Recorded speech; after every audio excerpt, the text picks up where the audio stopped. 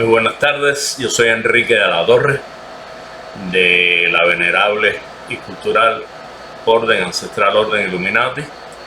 En la tarde de hoy, como habíamos prometido, estamos conversando un poco de temas tan interesantes como el cuerpo, la mente, el alma y el libre albedrío. El cuerpo y la mente son una gran unidad.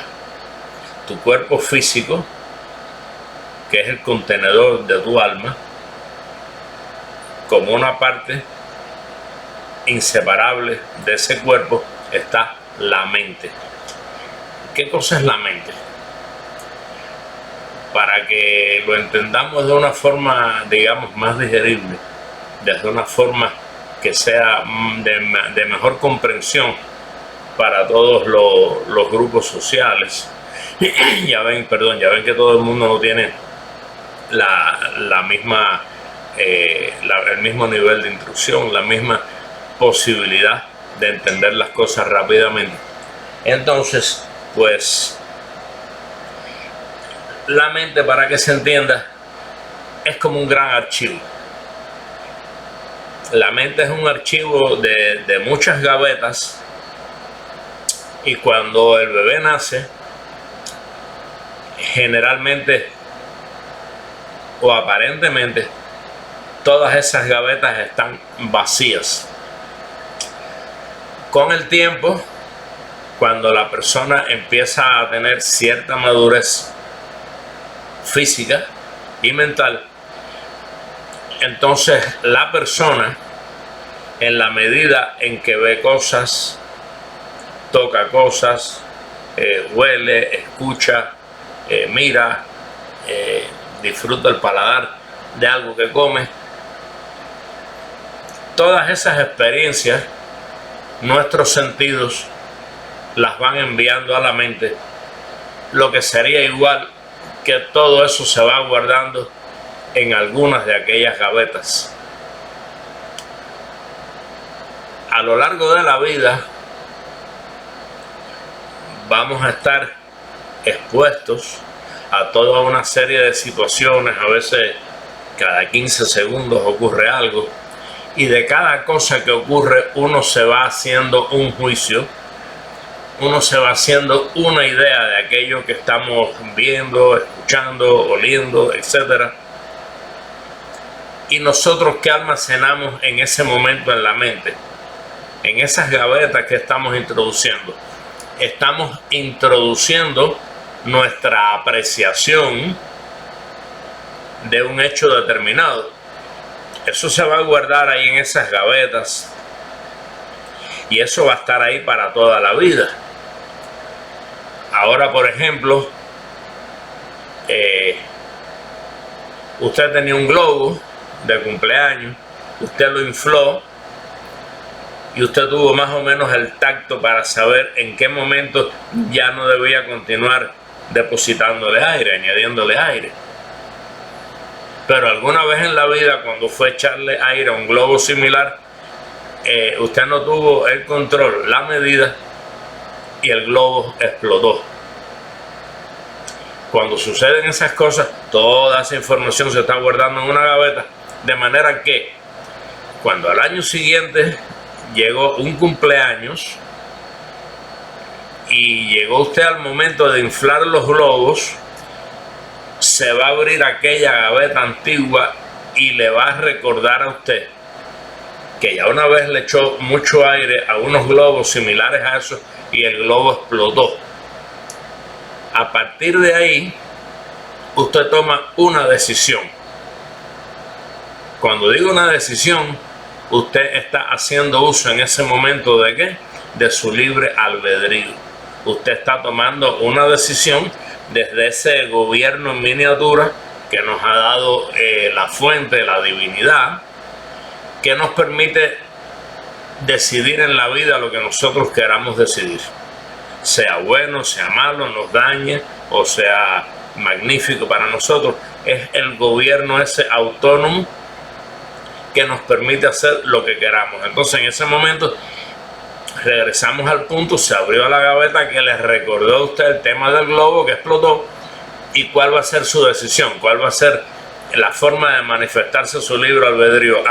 Déjame tener cuidado y tratar de recordarme qué tanto aire le eché, porque si no va a explotar. Eso es un libre albedrío desde el punto de vista de su acción, de su posibilidad positiva. A lo largo de la vida hay una serie de apreciaciones que hicimos sobre el tema de los globos, para seguir con ese ejemplo,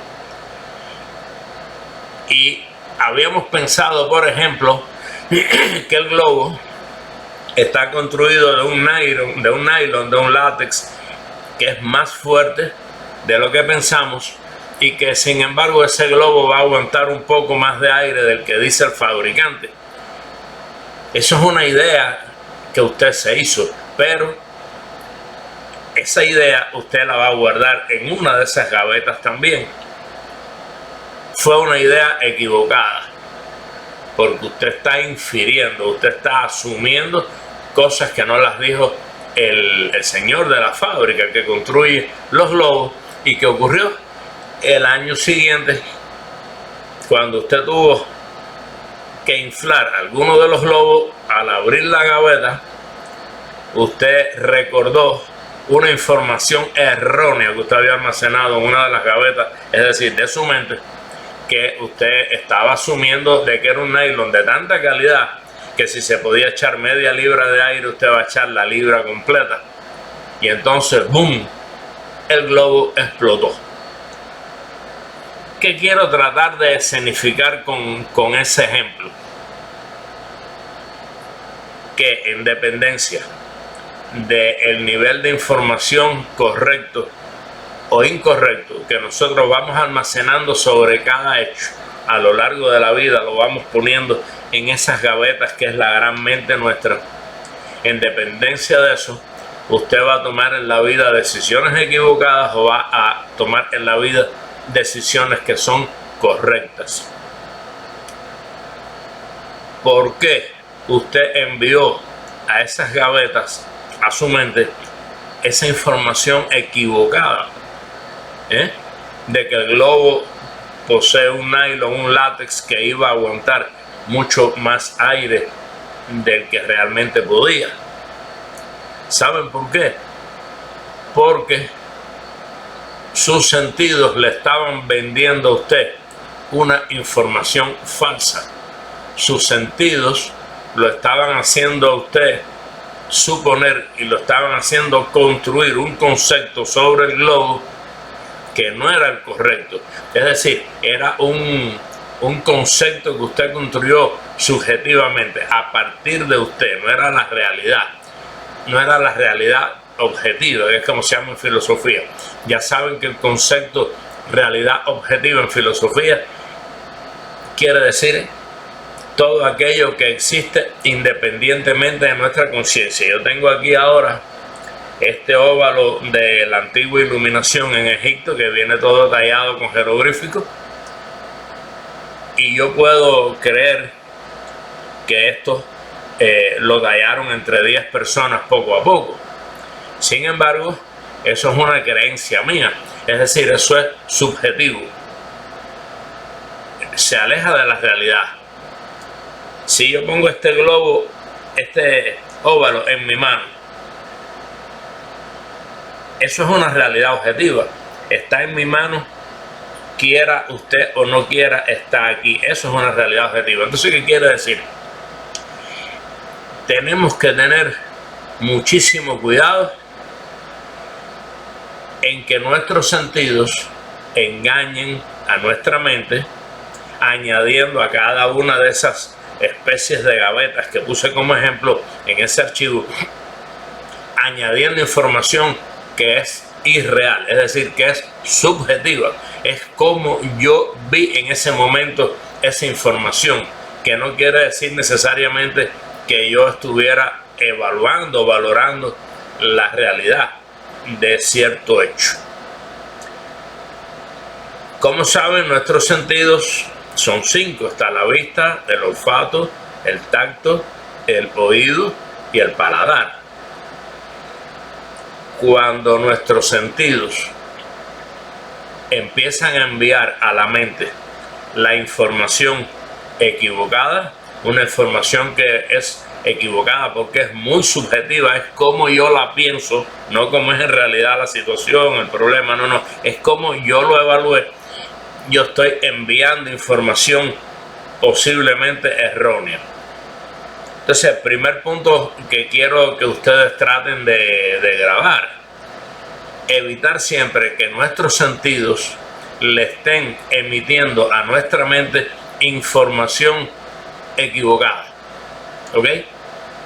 Cuando mandamos información equivocada, esa es la información sobre la que se basa después nuestro libre albedrío. Es decir, cuando vamos a tomar decisiones en la vida, el libre albedrío automáticamente en fracciones de segundos chequea todas las gavetas, esas que son la mente, ese archivo, y en dependencia de eso va a tomar una decisión.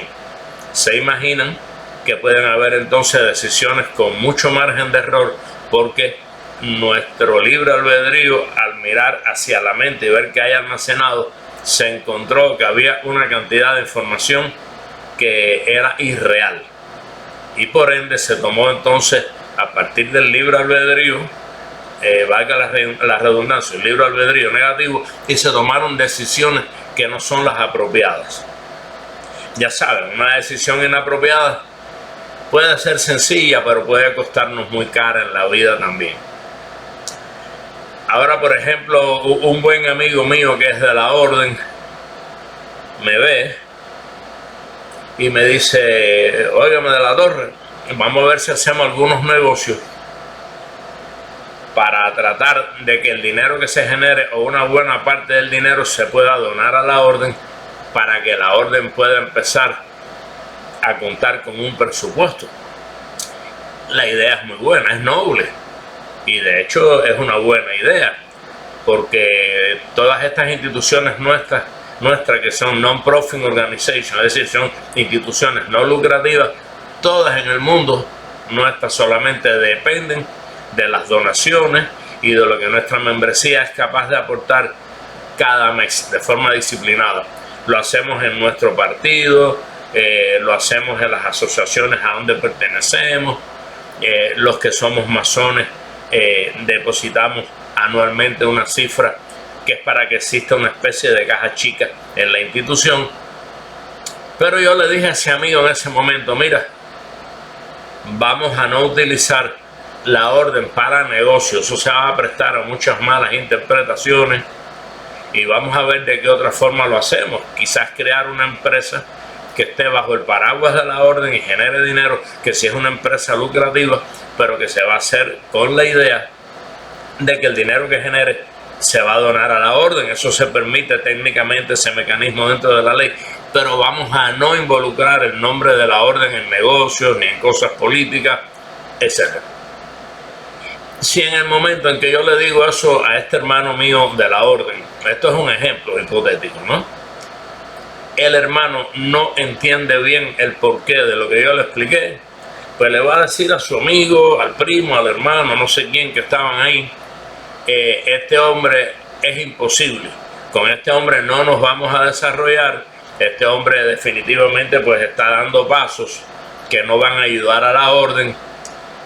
Él lo interpretó así, porque el ser humano es así, ese es el gran problema de la humanidad. Él lo interpretó así, esa no fue la idea que yo tuve cuando le transmití el mensaje. ¿Y qué guardó él en su mente? En esos archivos, en esas gavetas de la mente: no vale la pena trabajar entonces con este señor, le estamos brindando una vía para crecer, y este señor no entiende, no lo quiere entender, lo guardó así en su mente.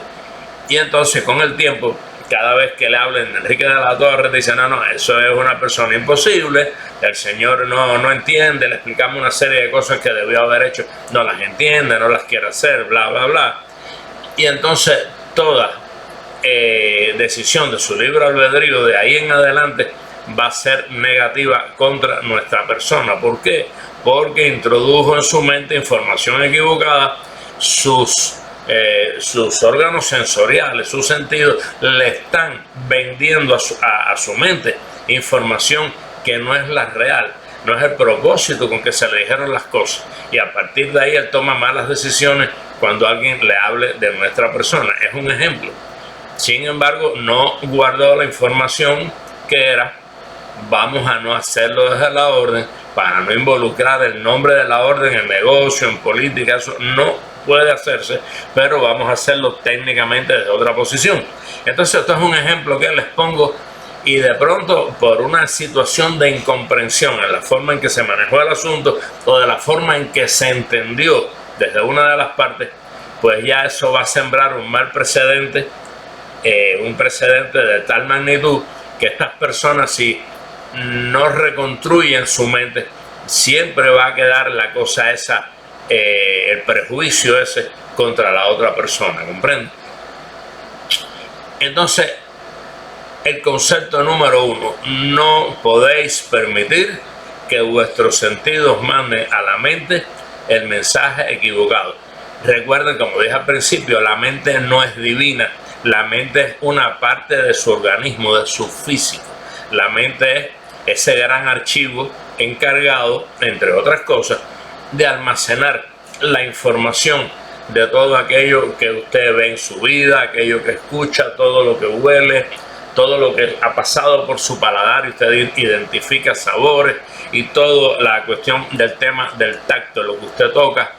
Cuando usted toca desde niño algo frío, se echa un poco rápido hacia atrás. Cuando toca algo caliente, huye más rápido, se quema. Todo eso su mente lo ha registrado, y entonces después, cuando usted un día hay algo caliente que tiene que tocarlo, rápidamente su libre albedrío dice: espérate, así no, vamos a tomar un paño porque nos vamos a quemar. ¿Por qué? Porque usted se quemó la mano cuando era niño hace 40 años y todavía se acuerda. Es decir, eso está en la mente, y su libre albedrío ha actuado en dependencia de aquella información que usted guardó en la mente, que decía: si no buscas la manera de tomar ese objeto que está caliente con un paño, te vas a quemar. Así funciona. Reitero, concepto número 1: no se puede permitir que nuestros sentidos nos engañen, nos hagan formarnos una concepción, una idea errónea de algo que tenemos ante nosotros, y que esa idea errónea la almacenemos en nuestra mente de tal forma. Segundo tema: el alma. Nuestro cuerpo, analizándolo desde el punto de vista espiritual, desde el punto de vista de filosofía espiritual, está dividido en dos grandes aspectos: el alma, que es lo que comúnmente ustedes le llaman la espiritualidad, el espíritu, pero es el alma, y el cuerpo conjuntamente con la mente. Cuando usted nace, todo esto es como una caja, todo esto es una envoltura, es el traje que se va a poner el alma suya. Es decir, todo esto es nada más, esta cara, este cuerpo, es nada más que un contenedor. El día que las personas son ya ancianitos y fallecen, el alma se va a retirar de esta ropa, de este contenedor, de este cuerpo, y con el tiempo, un tiempo indefinido, va a volver a habitar en una caja nueva, en un cuerpo nuevo. Es decir, nosotros somos el contenedor del alma, nosotros somos el medio de transporte del alma, que es, como reitero, es como muchos de ustedes dicen, la espiritualidad. Entonces, ¿qué ocurre con el alma?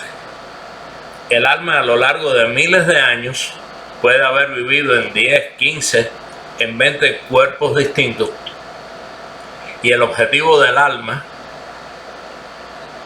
es ir de cuerpo en cuerpo, de físico, de materia en materia, siempre soñando, siempre pensando que alguna vez en la vida va a llegar a alcanzar la luz divina, el camino de la iluminación, para acercarse a la divinidad, para convertirse en lo que todos deberíamos aspirar a ser, que es en los hijos de la luz. Entonces, ¿qué ocurre? Si mi alma antes estuvo en la caja, en el cuerpo de alguien que era una persona que andaba ebrio todo el tiempo, sucio por las calles, etcétera, no trabajaba, era un vago habitual, eso le trajo enfermedades, etcétera. Entonces, cuando el alma llega a mi cuerpo, el alma viene arrastrando una serie de karmas originados por aquella materia anterior que no supo cómo limpiar espiritualmente su cuerpo, y el karma ese viene arrastrándolo el alma. Entonces, cuando yo nazco, el alma es como vamos a preparar como una recreación. Es como si el alma me dijera: mire, señor, usted no tiene que vivir esto, pero esta es la regla del juego. Usted ve esta mochila, usted se la va a colgar en la espalda y ahí la va a ir llevando. Usted no tiene que vivir con eso, pero eso es el arrastre de aquellas materias anteriores que no supieron cómo limpiarse. De hoy en adelante vamos a convivir usted y yo 80, 90, ojalá que 100 años o más. Entonces, ¿qué ocurre? ¿Qué busca el alma en mí? ¿Qué busca el alma en ti? ¿Qué busca el alma en todas las personas, en todas sus materias? El alma busca, ya sea de poquito a poquito, a través de distintas materias, o de un solo golpe con alguien que sea muy capaz, el alma busca la manera de hacerse cada vez más culta en materia cósmica, en materia de espiritualidad, en materia de conocimiento en general, de manera que es como una piedra bruta que cuando nosotros nos vamos desarrollando, cuando nosotros somos a lo mejor en algún momento personas célebres, personalidades, o un gran químico o físico, o un gran ideólogo, es decir, un gran filósofo, el alma entonces, ¿qué ocurrió? Es como la piedra que la vas esculpiendo y le vas dando brillo. Cuando ese diamante que estaba en oscuro a lo largo de 80, 90 años adquirió mucho brillo, porque al fin llegó a lo que él quería, a una materia que con una mente bien distribuida y bien organizada le brindara mucho conocimiento, entonces es muy posible de que nuestra alma, el día que ya no estemos en este plano físico de la tierra, va a convertirse en un alma de luz, en una energía de luz, se va a acercar tremendamente a los niveles que llamamos de la divinidad, y ya no va a tener la necesidad del tema este de la rueda de samsara, que se repite y se repite y se repite, seguir viviendo en una y en otra materia a lo largo de miles de años quizás. Ahí se abandona la rueda de samsara y el alma ya no va a reencarnar más para convertirse en ¿qué? En una energía de luz. Se va a convertir en un hijo de la luz, llamémosle así.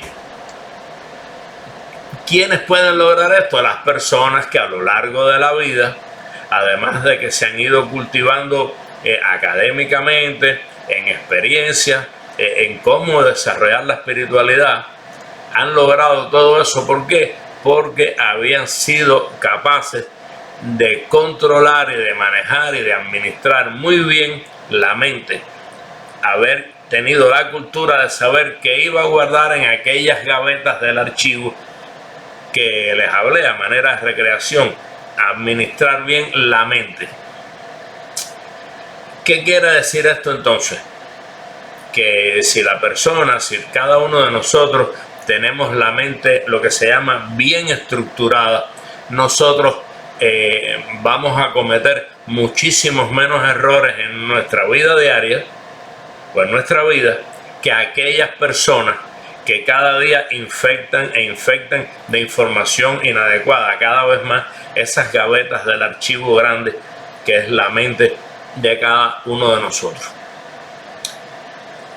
Ahora ustedes se preguntarán, bueno, ya tenemos de 100 gavetas que tiene la mente, 100 gavetas que tiene el archivo, pues ya debo tener, según nos explica usted, 80 o 90 gavetas llenas de basura inservible, que es información equivocada.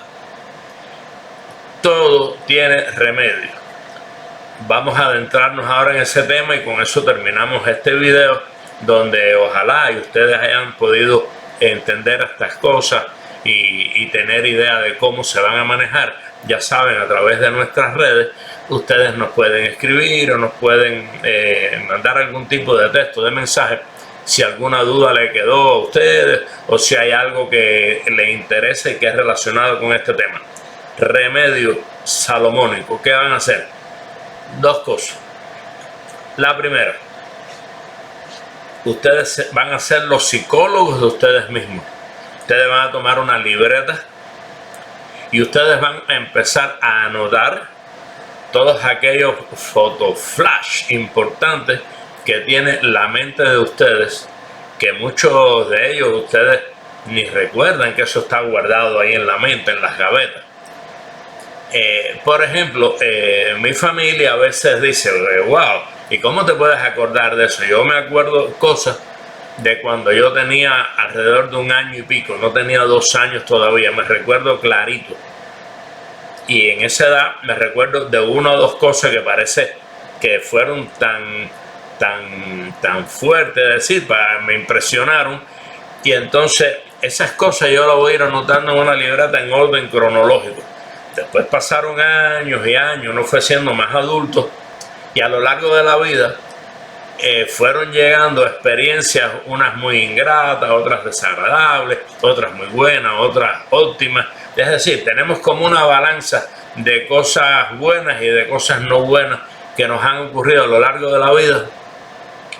Algunas se fueron y ya no se recuerdan, pero otras, las que más nos impresionaron por buenas o por no buenas, esas se quedaron como un flash, como cuando tiras con el celular una foto, ¡prac!, y hace esa luz. Eso se fue a una gaveta de la mente. Eso está guardado en la mente.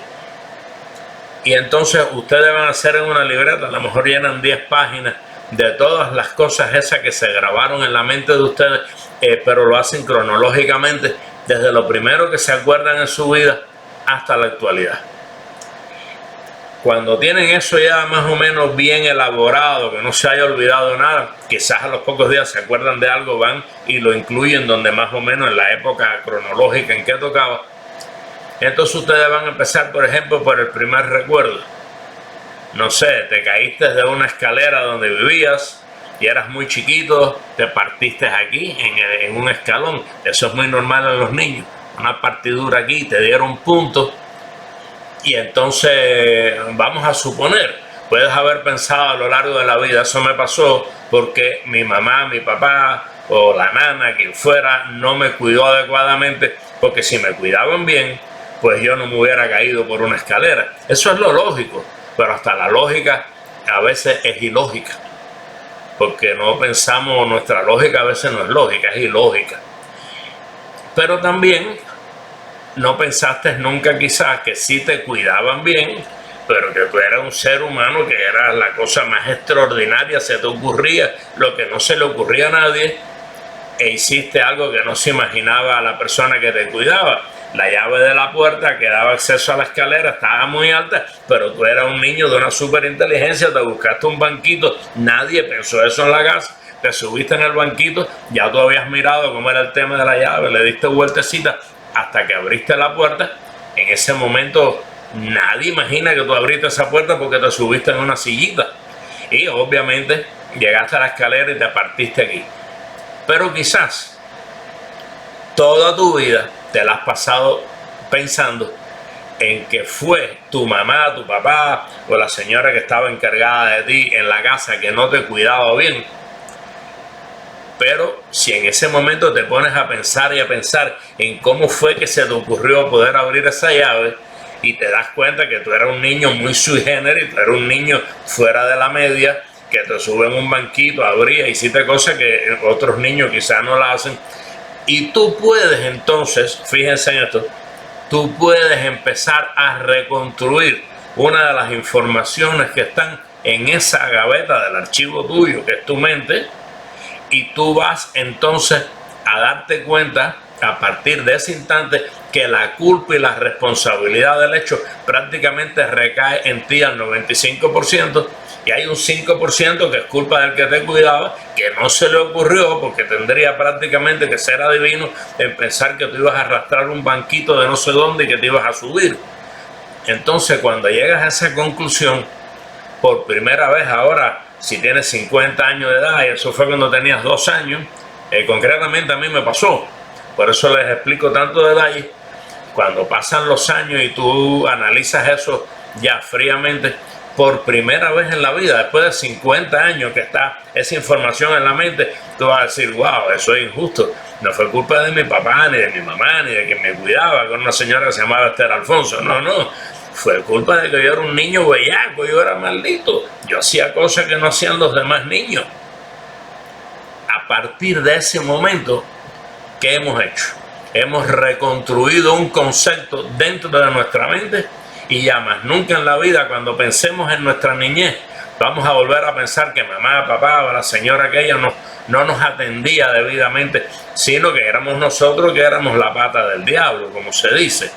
Eso lo van a ir haciendo a lo largo de toda la libreta, porque en el momento en que ustedes almacenaron todas esas informaciones, eran más jóvenes, eran quizás chiquitos, niños, adolescentes, o siendo ya de 20, 25 años, no habían ustedes tenido muchas experiencias de vida que les permitieran un buen razonamiento de qué ocurrió en cada uno de esos flash que tenemos en la mente y que la mente lo tiene ahí almacenado.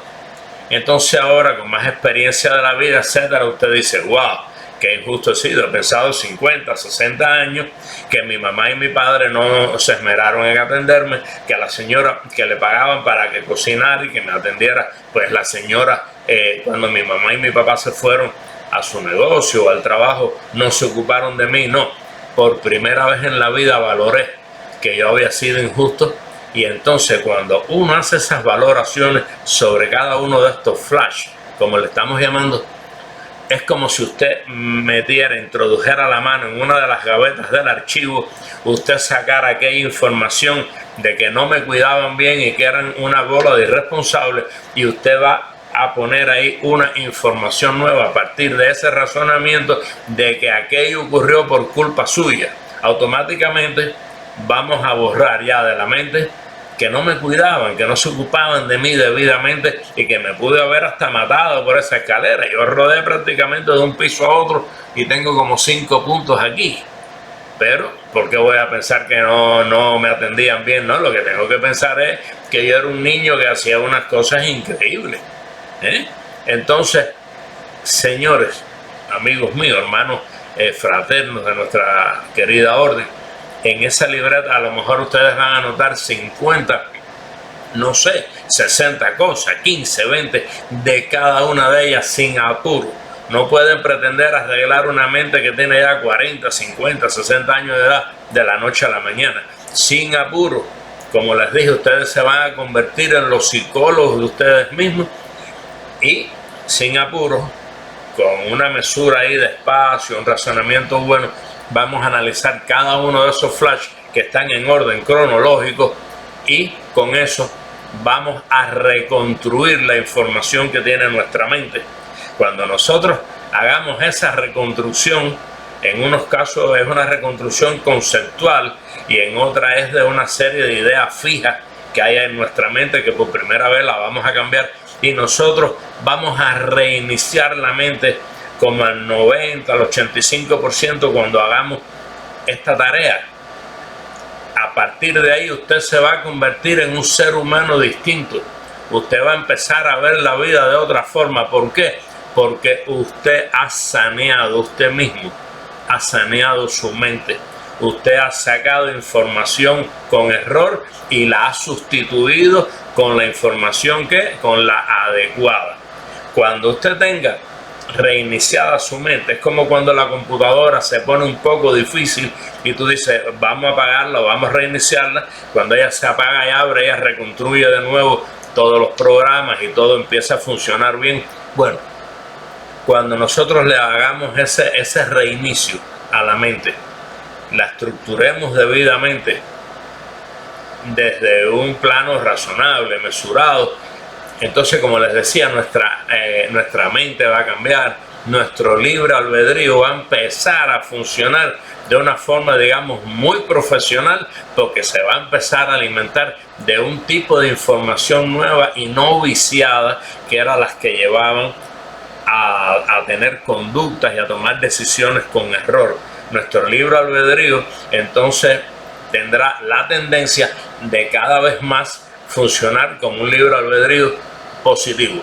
Al final, cuando todo esto se ha logrado, que hemos hecho, nosotros estamos puliendo esa alma que viene con nosotros desde que nacemos y convive como la gran compañera nuestra al lado de nuestro cuerpo toda la vida.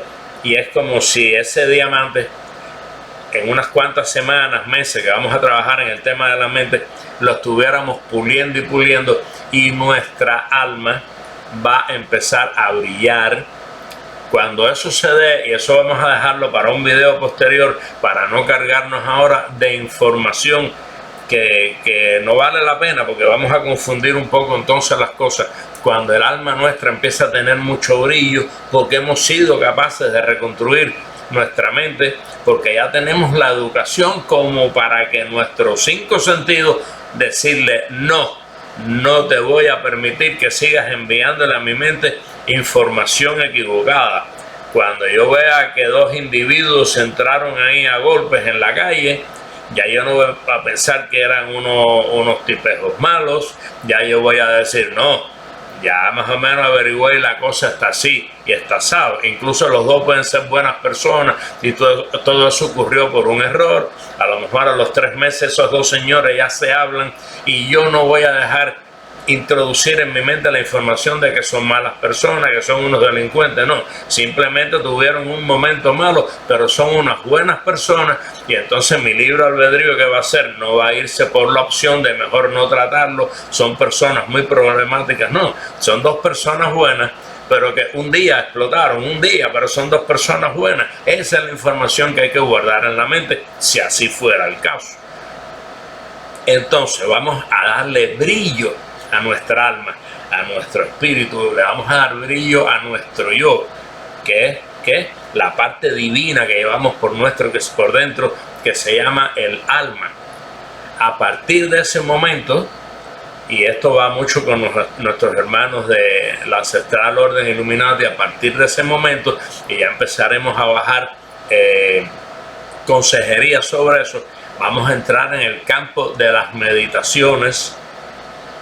Pero ya vamos a entrar al campo de las meditaciones en un momento en que nuestra alma, producto de una mente bien reseteada, de una mente ahora bien estructurada, va a tener tanto brillo que va a ocurrir entonces un fenómeno en las meditaciones que yo se lo escribí a todos ustedes por las redes el otro día. Yo les decía que nuestros ojos, nuestra vista, mira, observa desde una dimensión que no está genéticamente bien lograda como para ver el resto de otras dimensiones que existen cósmicamente y aquí entre nosotros, para poderlas ver con nuestra vista. Pero nuestra mente, con los ojos cerrados, en plenas meditaciones, sí, nuestra mente no, nuestra alma, cuando ya posee ese brillo, con los ojos nuestros cerrados y bien concentrados, en ese momento nuestra alma, nuestro yo, nuestra espiritualidad va a poder salir por primera vez con cierta libertad y con luz propia de este cascarón, de este cuerpo, y va a empezar a tener la posibilidad de hacer su primera salida cósmica. El alma se va a parar frente a nosotros, frente a esta caja, y por primera vez nos va a mirar como una materia, nos va a mirar como lo que nosotros llamamos, como la persona que somos, pero el alma es la que va a estar mirando eso. Nuestra alma por primera vez va a ver nuestra caja así, face to face, es decir, cara a cara, de frente. Pero eso es un tema que vamos a tratar a posteriori, no ahora. Ahora ya con todo esto que les he explicado, ojalá y yo les haya sabido trasladar esta experiencia, ustedes van a empezar a reconstruir la mente. Esto puede llevar meses, semanas, tienen que hacer muchísima memoria de todos esos flashes que hay guardados en la mente y empezar a analizarlo en profundidad cada uno.